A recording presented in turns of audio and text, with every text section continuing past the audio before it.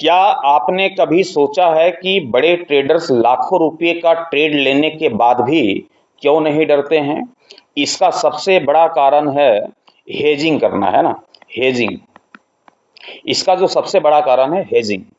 आज की इस वीडियो में मैं आपको बिल्कुल आसान भाषा में बताऊंगा कि हेजिंग क्या होती है, कैसे काम करती है और ऑप्शन ट्रेडिंग में इसका सही इस्तेमाल कैसे किया जाता है। वीडियोस को जब तक कंप्लीटली पूरा नहीं देखेंगे आपको समझ में नहीं आएगा कि ये हेजिंग एक्चुअली में होती क्या है, ये काम कैसे करती है, इसी इसका जो है ऑप्शन ट्रेडिंग में सही इस्तेमाल कैसे किया जा सकता है, इसे आप समझ नहीं पाएंगे जब तक कंप्लीट वीडियो को नहीं देखेंगे।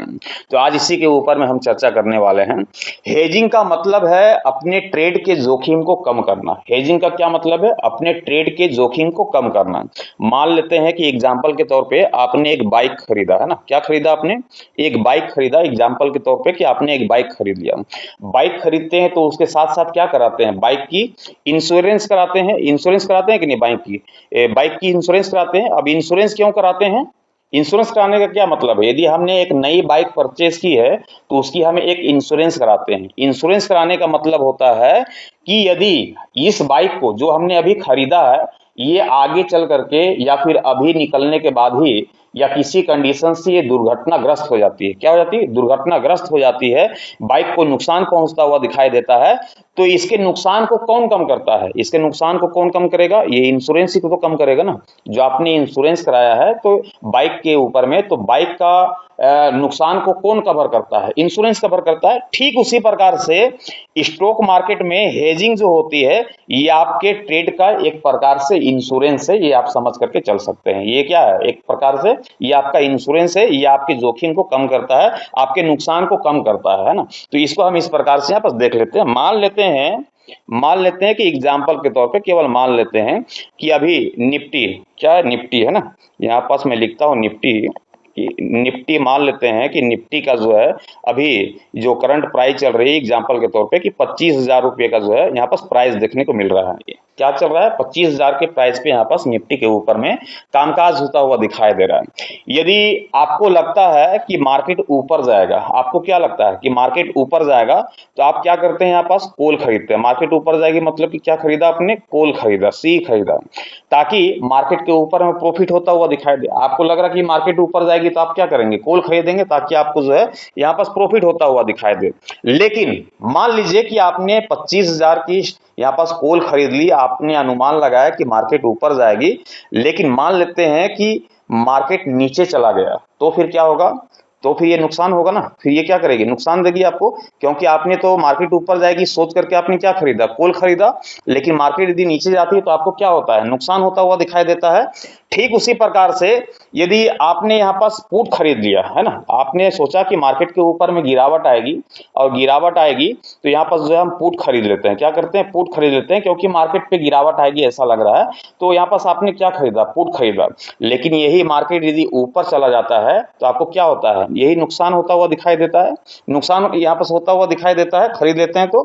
अगर मार्केट के ऊपर में यदि हमने कॉल भी खरीद लिया और पुट भी खरीद लिया, क्या खरीदा? हमने एक तरफ कॉल भी खरीद लिया, दूसरी तरफ पुट भी खरीद लिया। अब मार्केट नीचे गया तो यहाँ पास क्या होगा? पुट में प्रॉफिट होगा, पुट के ऊपर में प्रॉफिट होगी, कॉल के ऊपर में क्या होगी? नुकसान होगी।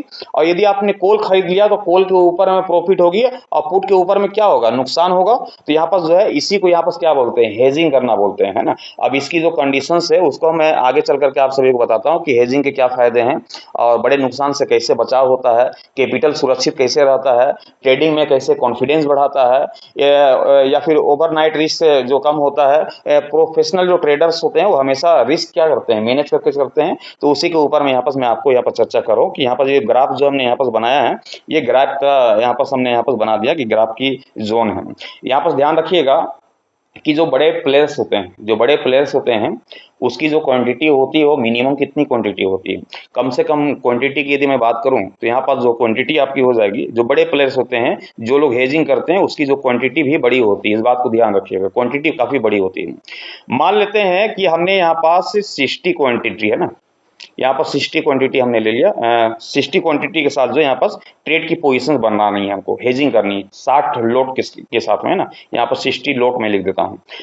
हेजिंग का मतलब है कि बड़ी क्वांटिटी पे काम करना, और जो हमारा जो प्रॉफिट का जो टारगेट का जो हिस्सा होता है वो छोटी होती है। मतलब कि हम यदि 200 रुपए के स्तर पे यदि मार्केट यदि यहाँ पर दिख रही है 200 के प्राइस पे, तो हम 400 के प्राइस का यहाँ पर इंतजार नहीं करेंगे। मतलब कि हमने 200 रुपए पे खरीदा है ऑप्शंस को, मान के चलो कि 25,000 का हमने यहाँ पर पुट खरीदा, क्या 25,000 का, यहाँ पर 25,000 का पुट खरीदा, मार्केट पे गिरावट की अपेक्षा कर रहे हैं, और उस समय प्राइस यदि 200 है तो हम 400 के टारगेट का इंतजार नहीं करेंगे।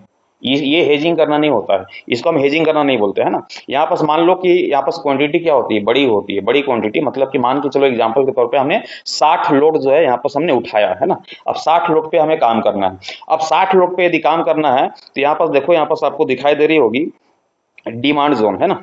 डिमांड जोन मतलब कि ये बाय का एरिया है, इसकी और इसके बीच की जो डिफरेंस होती है, आप ध्यान रखिएगा कि तकरीबन हम यहाँ, ऐसा नहीं कि सप्लाई जोन जो है और डिमांड जोन जो है इसकी बीच की दूरी हम 50 पॉइंट की ले लें, ऐसा नहीं होगा, है ना, ध्यान रखिएगा। 50 पॉइंट की नहीं, कई लोग 100 पॉइंट की लेकर के चलते हैं, कई लोग 70 पॉइंट की लेकर के चलते हैं, तो ऐसा नहीं करना है ना। 50 पॉइंट, 70 पॉइंट, ये 100 पॉइंट ये लेकर के नहीं चलना है। इसकी बीच की जो हमेशा दूरी होती है सप्लाई जोन और डिमांड जोन के बीच की, वो तकरीबन 100 से लेकर के लगभग 150 पॉइंट के आसपास की यहाँ पर डिफरेंस होती है। सप्लाई जोन और डिमांड जोन के बीच का जो एरिया रहता है, ये जो एरिया है, ये जो डिफरेंस है, ये कितने पॉइंट की डिफरेंस रहती है, 100 से 150 पॉइंट की यहाँ पर डिफरेंस रहती है। इस बात को यहाँ पर ध्यान रखिएगा। अब यहाँ पर समझते हैं कि एक्चुअली में यहाँ पर होगा क्या। अब यहाँ पर देखो, एक्चुअली में यहाँ पर क्या करना है, हमारी जो क्वांटिटी क्या है, क्वांटिटी हमारी 60 है, मतलब कि 60 लोट के ऊपर में हम यहाँ पर मान के चलो कि ट्रेड लेना है, हेजिंग करना है यहाँ पर। तो ये जो हमारा डिमांड जोन है, डिमांड जोन मतलब कि यहाँ से जो है हम ये मान करके चल रहे हैं कि मार्केट के ऊपर में क्या आएगी, तेजी आएगी, मतलब कि यहाँ पर कॉल की रणनीति बनता हुआ दिखाई देगा, सी की रणनीति बनते हुए दिखाई देगी, है ना।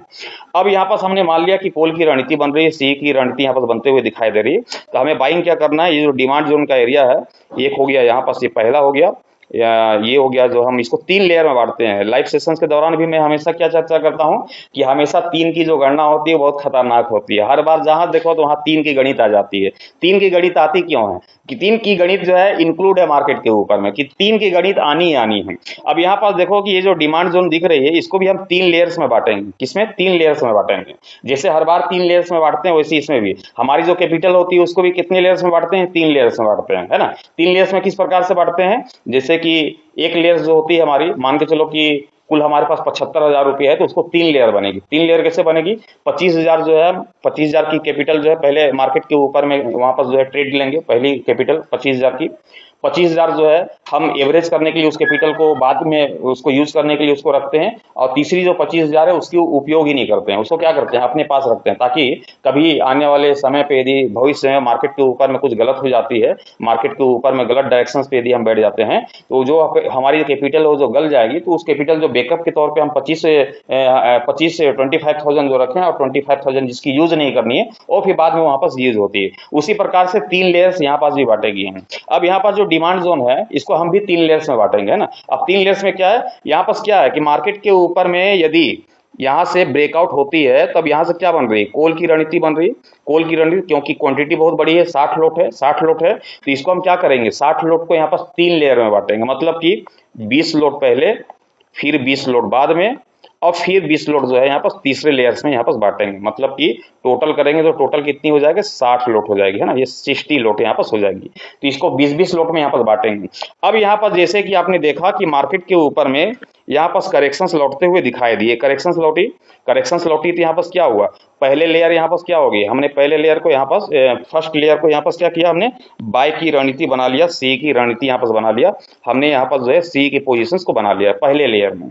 अब मार्केट पे गिरावट तो आई, लेकिन बाद में जो फिर से थोड़ी सी तेजी लौटते हुए दिखाई दी, और जब तेजी लौटी तो हमें लगा कि मार्केट के ऊपर में क्या होगा कि यहाँ सब तेजी आ जाएगी, ब्रेकआउट हुआ है तो तेजी आएगी, बेशक हम जो है अपनी इस टारगेट को कंप्लीट कर पाएंगे, है ना। लेकिन क्या होता है कि मार्केट में फिर से वापस से करेक्शंस आती है, और जब करेक्शंस आती है तो ये जो हमारी दूसरी लेयर है, दूसरी लेयर में फिर से जो है हमारी 20 क्वांटिटी यहाँ पर फिर से इंक्लूड होती है। 3 लेयर में बटा, मतलब 20 लोट यहाँ पास, 20 लोट यहाँ पास हमने ले लिया, और तीसरी बार जब यहाँ पास मार्केट के ऊपर में फिर से जब ब्रेकआउट निकलते हुए दिखाई देती है, मतलब कि इस आसपास की जब ब्रेकआउट निकलती है, तो ये जो बचे हुए जो तीसरी क्वांटिटी है हमारी 20 लोट वाली, ये जो है यहाँ पास एंट्री हो जाती है। और जैसी ये एंट्री होती है मार्केट के ऊपर में, यहीं से जो है मार्केट के ऊपर में तेजी लौट आती है, और तेजी जब लौटती थी यहीं पास जो है हमारा क्या होता है, यहाँ पास प्रॉफिट बुकिंग हो जाती है ना। यहाँ पास क्या करते हैं, हम प्रॉफिट बुक करते हैं, प्रॉफिट बुक करके मार्केट से बाहर आ जाते हैं। तो इस प्रकार से जो है 3 लेयर में काम करते हैं। स्टॉप लॉस क्या होगा, स्टॉप लॉस जो है इस डिमांड जोन के निचले स्तर पे है ना, डिमांड जोन के निचले स्तर पे कितने रेशियो का लेकर के चलेंगे। यहाँ पास यदि हम देख रहे हैं कि टारगेट हम कोई बड़ा नहीं लेकर चल रहे हैं, मान के चलो कि एग्जांपल के तौर पे कि हमने 60 क्वांटिटी यदि खरीद लिया 25,000 की स्ट्राइक प्राइस की जो है हमने यहाँ पास ले लिया निफ्टी के ऊपर, मान के एग्जांपल के तौर पे 200 रुपए पे खरीदा है ना, तो यहाँ पास हमारा टारगेट क्या होगा, 200 रुपए खरीदा है तो 230 रुपए, 250 रुपया, इतना ही, इससे ज्यादा का नहीं। मतलब कि 230 250 तक जैसे ही यहाँ पास प्राइस इंक्लूड होती है तो उस प्रकार से यहाँ पास जो है, यहाँ पास से हमारा स्टॉप लॉस क्या होगा, यदि 200 रुपए प्राइस पे दिख रही है तो यहाँ पास जो 3 लेयर में जो हमने बांटा है, तो ये जो अंतिम लेयर है, अंतिम लेयर इसके एसएल को, जैसे कि हमने लाइव सेशंस के दौरान आप सभी को बताया था कि हमने 3 पॉइंट का भी एसएल आप सभी को निकाल करके दिया था। कितने पॉइंट का, सिर्फ 3 पॉइंट का। लाइव सेशंस पे आपको दिखाया, लाइव ग्राफ पे जो हमने आप सभी को दिखाया था, चलती मार्केट पे दिखाया था कि देखो ये 3 पॉइंट की एसएल है और 3 पॉइंट की एसएल जो है इसी प्रकार से यहाँ पास यूज होगी, है ना। तो ठीक उसी प्रकार से ये जो छोटे एसएल है 3 पॉइंट का, 5 पॉइंट का, इस डिमांड जोन के निचले स्तर पे ये क्या हो जाएगा, हमारा स्टॉप लॉस हो जाएगा, एसएल हो जाएगा। ये हमारा एसएल हो गया, ये हमारा जो है टारगेट हो गया। यहाँ पास जब प्रॉफिट बुकिंग करेंगे, मार्केट के ऊपर में तेजी आएगी, हम यहाँ पास बेशक प्रॉफिट बुक करके बाहर निकलेंगे। सेम कंडीशंस जैसा भी हमने आपको बताया, सेम कंडीशन सप्लाई जोन की भी है। जैसा भी हमने डिमांड जोन की बताया वैसी सप्लाई जोन की भी है।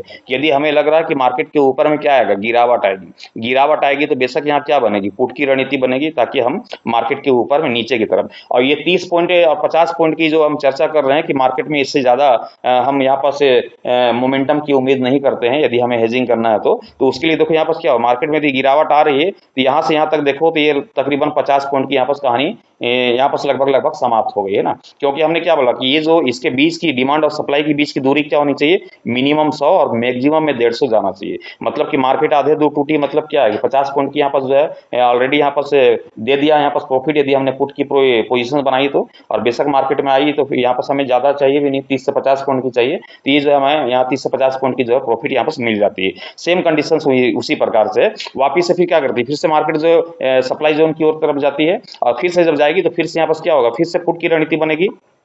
एसएल क्या होगा हमारा, यही नीचे का हमारा एसएल होगा और यहीं से जब मार्केट के ऊपर फिर से गिरावट आएगी, सप्लाई डिमांड जोन की तरफ जाते हुए दिखाई देगी, तो फिर से यहाँ पास प्रॉफिट होता हुआ दिखाई देगा। तो यहाँ पास कुल मिलाकर के बोले तो डिमांड जोन और सप्लाई जोन की जो कहानी है हेजिंग करने के लिए कुछ इस प्रकार से यहाँ पास यूज किया जाता है। इसको 3 लेयर्स में बांटा जाता है। यदि खरीदारी भी करनी है 60 लॉट में यदि काम करना है तो उसमें भी 3 लेयर्स को बांटे जाते हैं, और 3 लेयर्स में जो है 20-20 करके यहाँ पास 3 बार में जो है अपनी पोजीशंस को इंक्लूड किया जाता है। और इसके साथ ही मार्केट के ऊपर में जो है एक जबरदस्त यहाँ पास प्रॉफिट यहाँ पास देखने को मिलती है। लेकिन नुकसान कितने का, क्योंकि बहुत छोटी सी एसएल होती है, 3 से 5 पॉइंट का 10 पॉइंट का एसएल होता है, तो यदि एसएल जाती हुई तो बहुत छोटी सी यहाँ पास नुकसान दिखाई देती है। लेकिन प्रॉफिट यहाँ पास देखें तो काफी बड़ी प्रॉफिट यहाँ पास देखने को मिलती है, जो कि 30 से 50 पॉइंट की यहाँ पास टारगेट होती है। तो हेजिंग करने के लिए जो है इससे बेहतर यहाँ पास और आपको यहाँ पास कुछ भी यहाँ पास देखने को नहीं मिलेगा। मैं आशा करता हूँ कि आप सभी को समझ में आया होगा हेजिंग क्या होती है, बड़े जो ट्रेडर्स होते हैं इसका इस्तेमाल क्यों और कैसे करते हैं। इसी प्रकार की आसान भाषा में ट्रेडिंग को सीखनी है, ट्रेडिंग को समझना है तो वीडियोस को लाइक करके चैनल को सब्सक्राइब कर लीजिएगा। साथ ही बेल आइकन को जरूर प्रेस कीजिएगा, ताकि जब भी इस प्रकार की वीडियोस मैं आप सभी तक पहुंचाऊं तो इसकी वीडियोस की नोटिफिकेशन सबसे पहले आप सभी को मिले, और इस वीडियोस को देख करके कुछ नॉलेज, कुछ सीखने का यहाँ पास मौका आप सभी को मिल जाएगा। अब से यहाँ पास जो बैंक निफ्टी की जो प्रिडिक्शन आती थी उसे क्लोज कर दिया गया है, बंद कर दिया गया है। आज के बाद से बैंक निफ्टी की प्रिडिक्शन नहीं जाएगी। आज से जो है मार्केट के रिलेटेड जो भी ट्रेडिंग के रिलेटेड जो भी यहाँ पास ट्रेनिंग चलेगी वो ट्रेनिंग पीरियड अब चालू होगा, है ना। तो यहाँ से जो है अब आप सभी को यहाँ पास सीखने का मौका मिलेगा कि मार्केट के रिलेटेड, कि मार्केट के ऊपर में किस प्रकार से कामकाज होता हुआ दिखाई देता है, किस प्रकार से मार्केट के ऊपर में जो है कौन से कैंडल क्या काम करती है। तो यहाँ पास जो ट्रेनिंग पीरियड अब चालू होगी, तो सीखने का, बहुत कुछ सीखने का आपको मौका मिलेगा। और यही एक समय है जो कि मार्केट में यदि आप सीखना चाहते हैं तो बेशक चैनल को सब्सक्राइब करके बेल आइकन को प्रेस कीजिएगा, ताकि मार्केट के रिलेटेड पूरी कहानी को आप सीख पाए। जितना मैं जानता हूं सारी कहानी आप सभी को धीरे धीरे करके अपलोड करते हुए आप सभी तक जो है पहुंचाने का काम करूंगा। अभी के लिए इतना ही। Thank you, bye bye.